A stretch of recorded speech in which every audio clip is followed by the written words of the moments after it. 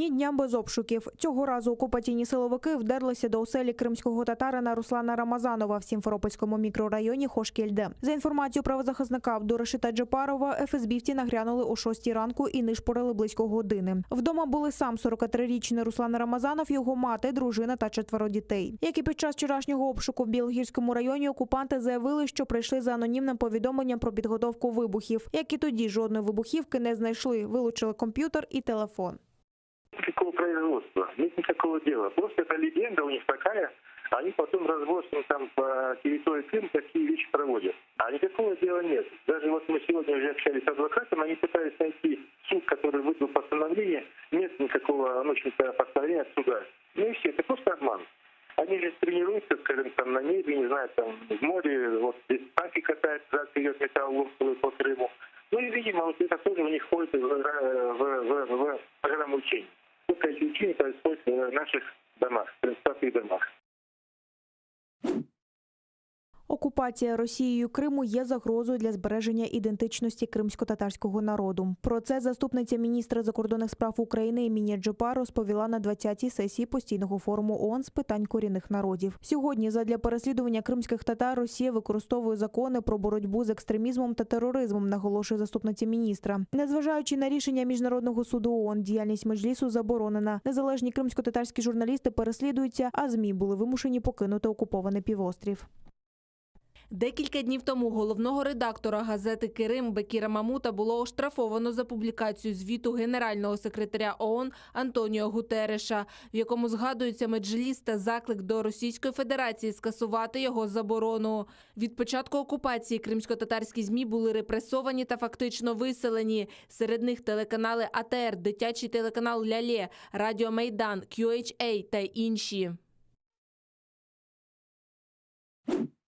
В Херсоні визначились з місцем будівництва житла для кримських татар. Мова йде про квартири, які будуватиме Туреччина для кримських татар та інших пільгових категорій громадян України, які були вимушені покинути півострів через окупацію. Згідно з угодою між Україною та Туреччиною передбачається будівництво 500 квартир. З них 100 у Києві, 200 у Миколаєві, мікрорайоні Північний та ще 200 квартир у Херсоні, зокрема в мікрорайоні Таврійський. За інформацією Херсонської облради, цей район має відкриту місцевість, що дає можливість створення мечеті та ісламського культурного центру біля житлового комплексу.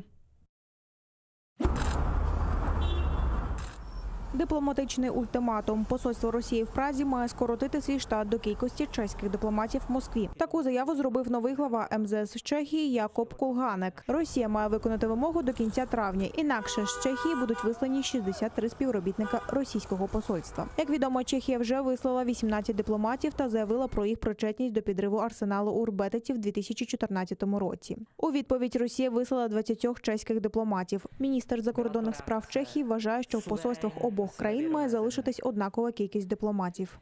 Русько напроти тому реагувало напросто неадекватно.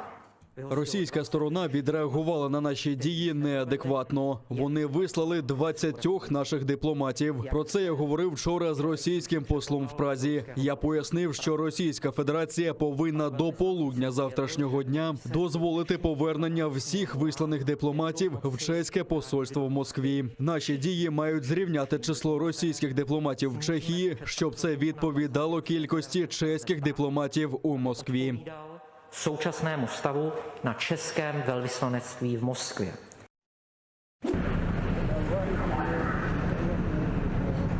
Частина окупаційних підрозділів повертається до пунктів дислокації після навчань в окупованому Криму. Російське міністерство оборони розповсюдило відео, на яких армія агресора полишає півострів. Вони вантажаться на станціях Керч і Феодосія, а також на десантні кораблі підрозділів морської піхоти Каспійської флотилії. На маневрах на полігоні Опук було задіяно 10 тисяч військових, понад 1000 одиниць озброєння і техніки та 40 бойових кораблів. Міністр оборони Росії Сергій Шойгу назвав це раптовою перевіркою, а вчора дав команду повернутися до місць базування.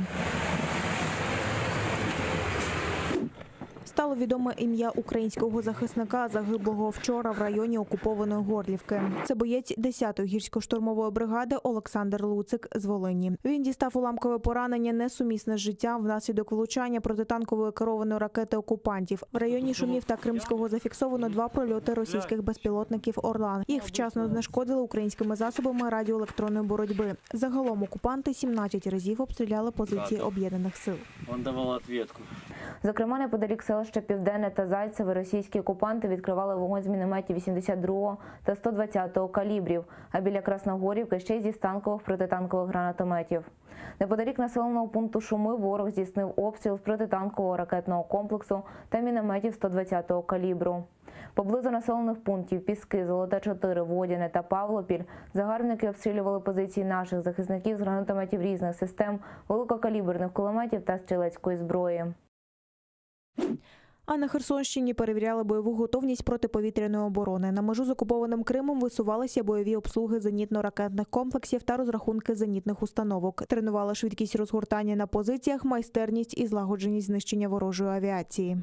Тренування та тактика спеціального навчання сили засобів протиповітряної оборони ніколи не проводяться за шаблонною системою. Це пов'язано з отриманим величезним досвідом внаслідок участі сили засобів протиповітряної оборони в антитерористичній операції, а також в операції Об'єднаних сил. Оборонці повітряного простору півдня України готові до дій за призначенням.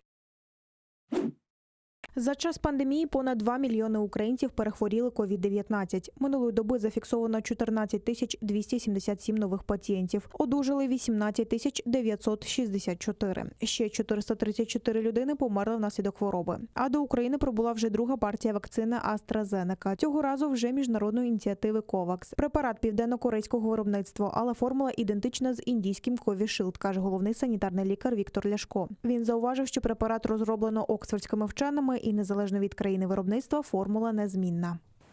Ця партія вакцин AstraZeneca SK Bio, яка надійшла в Україну в розмірі 367 200 доз, буде використовуватись в більшості своїй в кабінетах щеплень для людей віком 65 плюс і старше. Частина партії буде залишена для проведення другого щеплення людям, які зробили перше щеплення в період з 24 лютого для того, щоб забезпечити повноцінний захист і формування імунітету. А в окупованому Криму 123 нові випадки COVID-19. Ще 8 померли внаслідок хвороби, звітує окупаційна влада півострова. Її очільник Сергій Аксьонов вирішив дозволити деякі масові заходи, серед яких і святкування 9 травня.